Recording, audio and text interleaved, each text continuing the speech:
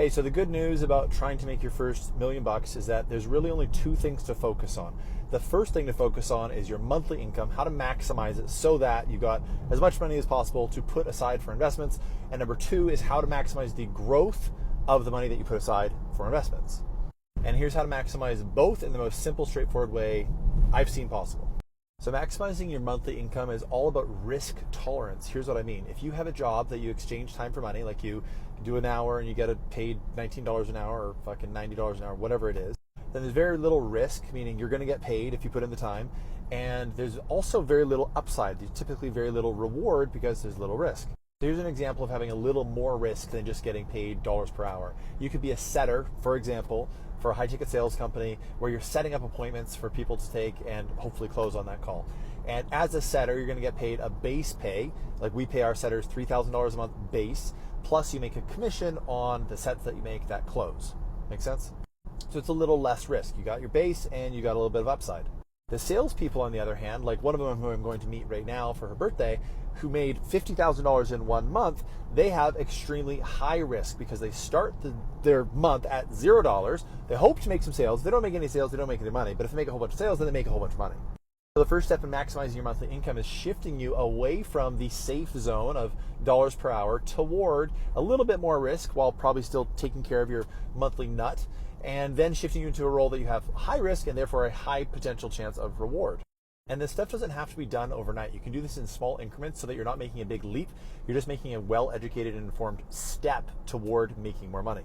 By the way, if you want a whole bunch of free content and ridiculous training around being a setter or being a high-ticket closer, hit the Discord group. It's in my bio. Now let's talk about maximizing the growth of the money that you can put aside for investments. Now this section is also about risk, but it's actually the inverse. We're not trying to get you to take more risk and therefore have a higher reward. We're actually trying to get you to take less risk and therefore have more consistent returns. Here's what I mean. Let's say you go online and you watch a YouTube video and someone's like, you should invest in crypto, or you should invest in gold, or you should invest in real estate, whatever it is. You know very little about the subject, but you invest because whoever told you to do is quite convincing. Maybe it's a friend of yours. So in that example, you have a very high risk of losing your money because you have a very low knowledge of what you're investing in because you just trusted a friend or watched a YouTube video.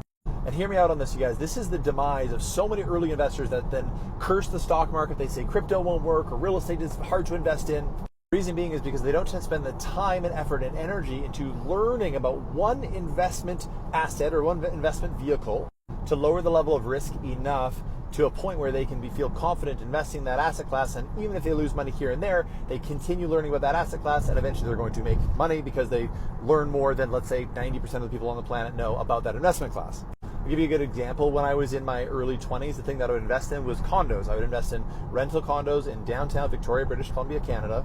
I bought 12 of them and made money on every single one. Some of them were flips, some of them were like buy and hold and rent out, but all of them made me money, even after the market crash of 2008, 2009. Because I knew so much about that asset class, I obsessed over it, learned as much as I possibly could about it, and therefore I knew when to jump on an opportunity that presented itself and when to liquidate and when to move on. So think for a second, what's an asset class that you're just interested in? Do you like real estate? Are you naturally drawn to it?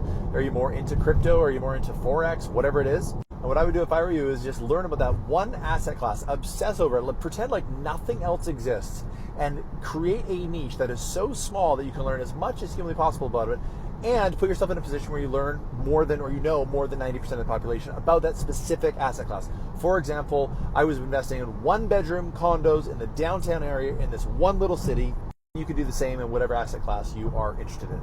Because the more knowledge you have, the less risk is involved. Less risk, more chances of making money, more chance of making money, you make more money, you get the point.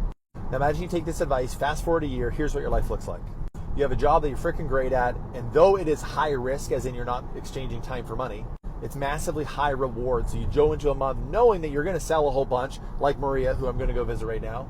And every month you're making 20, 25, 30, 45, 50 grand, whatever it is. And therefore you're chunking aside 10, 20, 30, sometimes $40,000 per month toward investments. And you spent this last year learning as much as humanly possible about that investment class that you know exactly how to allocate those funds when those opportunities arise.